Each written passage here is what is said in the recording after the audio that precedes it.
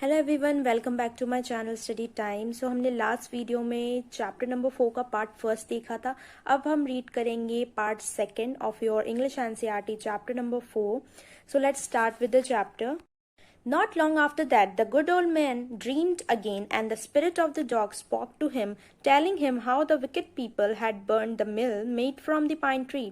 अब जो इंसिडेंट था इससे पिछले वाला, उसको गुजरे हुए ज़्यादा टाइम भी नहीं हुआ था।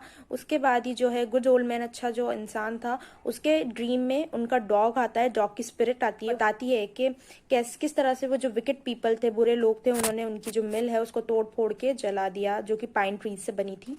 Take the ashes of the mill, sprinkle them on the withered tree, and they will bloom again, said the dog spirit. अब जो डॉग की स्पिरिट है वो क्या कहती है कि जो एशेस थे मिल के पास ले जाओ। विद ट्री कौन से होते हैं? बेयर और ड्राई ट्रीज, जो कि बहुत ही ज्यादा सूखे से होते हैं, मुरझाए हुए से होते हैं, उनपे कोई पत्तियां वगैरह नहीं होती है, उनके पास ले जाओ और उस जो राख है, ऐश है, उसको उस पे स्प्रिंकल कर दो। उससे क्या होगा कि वो जो ट्री है वो वापस से हरा भरा हो जाएगा, ब्लूम कर जाएगा वापस से।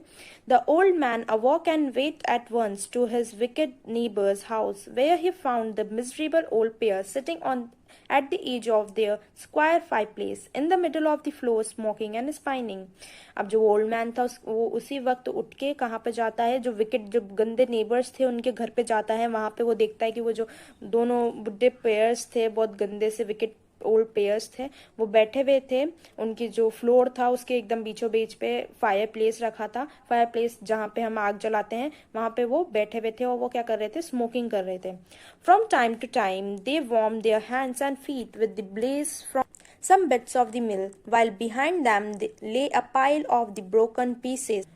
अब जो वो विकेट ओल्ड पीपल थे वो क्या कर रहे थे? टाइम टू टाइम जो है अपने जो हैंड्स और फीट थे वो उस फायर प्लेस में अपने हाथों को गर्म करते जा रहे थे, और उनके पीछे क्या पड़े थे? बहुत सारे ब्रोकन पीसेस पड़े थे उनकी माइल के, जो कि उन्होंने तोड़ी फोड़ी थी। The good old man humbly asked for the ashes, though the courteous couple turned up their noses at him and scolded him as if he were a thief. They let him fill his basket with the ashes. अब जो good old man था वो बहुत ही ज्यादा humbly से, politely या फिर विनम्रता से उनके पास जाके उन्होंने उनसे ऐश मांगी, मतलब राख मांगी। पर जो कवर्टियस, गंदे से ग्रीडी जो कपल थे, उन्होंने टर्न अप देयर नोजेस का मतलब क्या है? ट्रीटेड हिम विद कंटेम्प्ट, और उनके साथ ऐसा ट्रीट करा कि जैसे कि वो एकदम यूजलेस हैं, और उनको बहुत ज्यादा स्कोल्ड भी करा, उनको डांटा और उनको ऐसा ट्रीट करा कि जैसे कि वो कोई थीफ हो। फिर उनके बाद उन्होंने उनको वो बास्केट में एशेस ले जाने दिया। उन्होंने सोचा कि हम इन एशेस का करेंगे क्या, उनको ले जाने दिया। फिर उन्होंने on coming home the old man took his wife into the garden, it being winter their favourite cherry tree was bare. अब जब वो घर आए ओल्ड मैन, उन्होंने क्या करा? उनकी वाइफ को गार्डन में ले गए वो अपने, और विंटर का समय था और जो उनका फेवरेट चेरी ट्री था वो बहुत ज्यादा बेयर था। बेयर मतलब उस पर कोई फ्रूट्स भी नहीं थे, उसकी जो लीव्स थी वो सूख गए थे और कुछ भी नहीं था, मतलब एकदम से मुरझाया हुआ पेड़ था वो। He sprinkled a pinch of ashes on it, and lo, it sprouted blossoms until it became a cloud of pink blooms which perfumed the air. अब जैसे ही उन्होंने जो वो ऐश था, जो राख थी, स्प्रिंकल करी उनके पाइन चेरी ट्री पे, तो उनका जो चेरी ट्री था उसमें एकदम से फ्लावर्स आ गए और एकदम से खिल उठा उनका जो ट्री था, और वो ऐसा लगा था जैसे कि कोई पिंक कलर का क्लाउड हो, और उनके फ्लावर्स में से बहुत अच्छी ज्यादा खुशबू भी आ रही थी, ऐसा लगा था किसी ने एयर में परफ्यूम कर दिया हो। The news of this filled the village and everyone ran out to see the wonder. अब ये जो न्यूज थी वो पूरे विलेज में फैल गई थी, और जो सब लोग थे वो इस चमत्कार को देखने आए। The courteous couple also heard the story, and gathering up the remaining ashes of the mill, kept them to make withered trees blossom. अब जो गंदे से ग्रीडी कपल थे उन्होंने भी ये स्टोरी सुनी, तो उन्होंने भी क्या करा? बिल्कुल जैसे पहली बार उन्होंने कॉपी करा था वैसे उन्होंने वापस से उनको कॉपी करा। उन्होंने क्या करा? सारी जो एशेस थी मिल की, सारी राख थी, वो उन्होंने कलेक्ट करी और अपने पास रख ली, ताकि वो जो withered ट्रीज थे, मतलब जो सूखे पेड़ थे, उनको ब्लॉसम करने के लिए वापस से। The kind old man that his lord the daimyo was to pass along the high road near the village set out to see him taking his basket ashes. अब जो ओल्ड मैन था, जैसे उसे पता चलता है कि उनके जो लॉर्ड है, डैमियो लैंड लॉर्ड है, वो विलेज के हाई रोड से पास होने वाले हैं, तो वो उनको देखने चला गया और उसने क्या करा, अपनी जो ऐश थी, राख की जो बास्केट थी, वो भी वो अपने साथ ले गया। As the train approached he climbed up into an old withered cherry tree that stood by the wayside. अब जैसे ही ट्रेन अप्रोच हुई, ट्रेन यहाँ पे एक प्रोसेशन है। प्रोसेशन का मतलब होता है जैसे कि ग्रुप आता है, या फिर हम जिसको कारवा बोलते हैं, पीछे ढोल वगैरह लेके आते हैं, पूरी एकदम से ग्रुप ऑफ पीपल निकलते हैं, तो वो वहां पे आए। तो उसने क्या करा, ओल्ड मैन ने वो ट्री के ऊपर, विदर्ड चेरी ट्री के ऊपर, सूखे से बेर से ट्री के ऊपर चढ़ गया और वो वहां पे देखने लगा बैठ के। Now in the days of the daimyos it was the custom when their lord passes by for all the loyal people to shut up their high windows. अब वो जो विलेज है वहां पे एक ऐसा कस्टम था, रिवाज था कि जब भी वहां से लैंडलॉर्ड, जो उनके लैंडलॉर्ड गुजरे, तो जो लॉयल पीपल थे, जो उनको मानते थे, तो उनको क्या करना रहता था, अपनी जो विंडोज है उनको शट करना पड़ता था या फिर बंद करना पड़ता था। They even pasted them fast with a slip of paper so as not to commit the impertinence of looking down on his lordship. और वो क्या करते थे, कुछ लोग तो क्या करते थे, एक स्लिप ऑफ पेपर चिपका दिया करते थे अपने विंडोज पे, तो थोड़ा वो इम्पर्टिनेंस शो नहीं, मतलब रूड नहीं लगे, ज्यादा गंदा नहीं लगे। All the people along the road would fall upon their hands and knees and remain prostrate until the procession passed by. अब जो वहाँ के पीपल है वो रोड पर जाते थे और क्या करते थे, अपने हैंड्स और नी को एकदम से पोस्ट्रेट कर देते, मतलब lying on the ground face downward.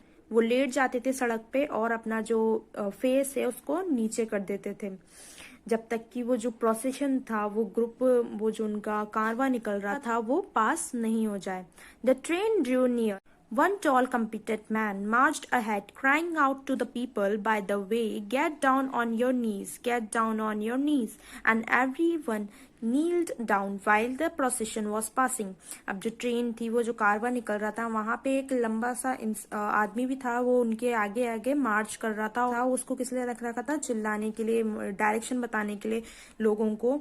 तो उसने सबसे कहा कि अपनी नीज पे बैठ जाओ, अपनी नीज पे बैठ जाओ, और जो सब लोग थे वहां पे वो अपनी नीज पे बैठ गए जब वहां से कारवा निकल रहा था। Suddenly the leader of the van caught sight of the aged man up in the tree. अब एकदम से जो आदमी था उसकी नजर उस ओल्ड मैन पे जाती है जो कि ट्री पे बैठा हुआ था। He was about to call out to him in an angry tone, but seeing he was such an old fellow, he pretended not to notice him and passed him by. अब वो उस पे चिल्लाने वाला था, उसको बहुत ज्यादा गुस्सा आ गया था उस मैन को जो कि आगे आगे चल रहा था, पर उसने सोचा कि ये तो इतना ज्यादा ओल्ड मैन है, इतना बुढ़े से है, तो उसने उनको अननोटिस कर दिया, मतलब उन पे इतना ध्यान नहीं दिया और आगे निकल गए। So when the daimyo's palanquin drew near, the old man, taking a pinch of ashes from his basket, scattered it over the tree. In a moment it burst into blossom. अब जैसे ही जो डैमियो थी, लैंडलॉर्ड की पैलिंक्विन आई, पैलिंक्विन का मतलब होता है पालकी या फिर डोली आई, जैसे ही पास से गुजरने लगी, तो जो ओल्ड मैन था, उन्होंने अपने हाथ में पिंच ऑफ एशेस ली, थोड़ी सी ऐश ली उनकी बास्केट में से, और जो ट्री था उस पे एकदम से बिखरा दी, मतलब स्कैटर्ड कर दी। और इन अ मोमेंट, और एक ही पल में, जो कि जैसे उन्होंने उस पे ऐश गिराई, तो जो ट्री था वो बर्स्ट कर गया, ब्लोजम, मतलब उस पे बहुत ही ज्यादा अच्छे अच्छे फ्लावर्स आ गए। The delighted daimyo order the train to be stopped and go out to see the wonder. अब जैसे ही डैमियो ने ये नजारा देखा, तो उन्होंने ट्रेन को ऑर्डर करा कि यहाँ पे ही रुक जाओ, और वो भी बाहर आ गए उस नजारे को देखने। Calling the old man to him, he thanked him and ordered presents of silk robes, sponge cake, fans and other rewards to be given him. अब जैसे ही उन्होंने देखा ये नज़ारा, तो उन्होंने उस ओल्ड मैन को बुलाया और उसको थैंक यू बोला, और उन्होंने उनको बहुत सारे प्रेजेंट भी दिए, जैसे कि silk robe, sponge cake, fans and other rewards, बहुत सारे रिवॉर्ड्स दिए उसको। He even invited him to his castle, और उन्होंने अपने महल में आने के लिए उनको इनवाइट किया, उस ओल्ड मैन को। So the old man went gleefully home to share his joy with his dear old wife. So जो ओल्ड मैन था वो gleefully मतलब हैप्पीली अपने घर जाता है, ताकि वो अपनी डियर जो ओल्ड वाइफ है उनसे ये बातें शेयर कर सके। But when the greedy neighbors heard of it, he took some of the magic ashes and went out on the highway. अब वो फिर से उनकी कॉपी करते, जैसे ही वो उन ग्रीडी लालची नेबर्स को इस बारे में पता चलता है तो वो जो मैजिक एशेज है वो उनके पास तो रहती है, तो वो उस राख को उठा के हाईवे की तरफ निकल पड़ते हैं. There he waited until a daimyo's train came along, and instead of kneeling down like the crowd, he climbed a withered cherry tree. और वहां पे जाके उन्होंने क्या कहा, डेमियोस की ट्रेन के लिए वेट करा जब तक वो नहीं आई, और जैसे ही वो आई तो इंस्टेड ऑफ नीलिंग डाउन, वो बैठने की जगह, घुटनों के बल बैठने की जगह क्राउड के सामने वो क्या करा, उस विदर्ड चेरी ट्री के ऊपर चढ़ गया. When the daimyo himself was almost directly under him, he threw a handful of ashes over the tree, which did not change a particle. अब जैसे ही daimyo उसके एकदम नियर आए, उसके पास आए, तो उसने हैंडफुल ऑफ एशेज, राख उठाई अपनी मुट्ठी में और ट्री के ऊपर फेंक दी. पर उसमें जो जैसे उसने फेंकी तो उसमें एक पार्टिकल का भी चेंज नहीं आया, मतलब इतना सा भी चेंज नहीं आया उस ट्री में.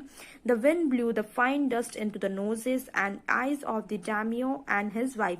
और एकदम से क्या हुआ, विंड जो है चलने लग गई, और जो डस्ट था, जो ऐश थी, राख थी, वो जो daimyo थे उनकी और उनकी वाइफ की आंखों और नाकों में चली गई. Such sneezing and choking, it spoiled all the pomp and dignity of the procession. अब जो वो कारवा निकल रहा था उसकी सारी पॉम्प और डिग्निटी, मतलब उसकी शान वगैरह सब ऐसे ही रह गई, स्पॉइल्ड हो गई, खराब हो गई. और जो सारे लोग थे उस ग्रुप में वो सब छींकने लगे और उनका गला भी चौक हो गया था. The man whose business it was to cry, get down on your knees, seize the old fool by the collar, dragged him from the tree and tumbled him and his ash basket into the ditch by the road.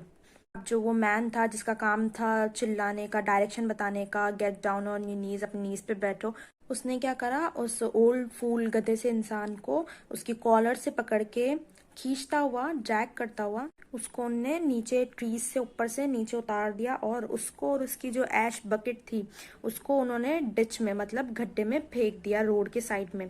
Then beating him soundly he left him for dead. अब जैसे उन्होंने उसको वहां जहाँ पे वो road पे पड़ा था वहां पे उन्होंने उसको बहुत ही ज्यादा बुरी तरह से मारा पीटा. Thus the wicked old man died in the mud, but the kind friend of the dog dwelt in peace and plenty, and both he and his wife lived to green old age. और इसी तरह से जो wicket, वो गंदा सा आदमी था, वो मर गया उसी मिट्टी में वहां पे जहाँ पे उसको मारा था. और पर जो काइंड फ्रेंड था डॉग के, जो कि वो गुड ओल्ड कपल थे, वो बहुत ही ज्यादा ड्वेल्ट मतलब लिव्ड, वो जिए पीसफुली, और प्लेंटी मतलब अच्छी तरीके से, और उनके पास किसी चीज की कमी नहीं थी, इतना अच्छा वो उन्होंने अपनी लाइफ स्पेंड की. And both he and his wife, और वो दोनों ही कपल जो थे उन्होंने ग्रीन ओल्ड एज जी, मतलब अच्छी अच्छी उन्होंने सेहतमंद जिंदगी गुजारी. So children, this is your overall chapter. आपको चैप्टर अच्छा लगा हो तो इस वीडियो को लाइक कीजिए, एंड आपको ये चैप्टर कैसा लगा, do let me know in the comment section, and do subscribe to my channel for more such interesting videos, and I will meet you in the next video. So bye bye.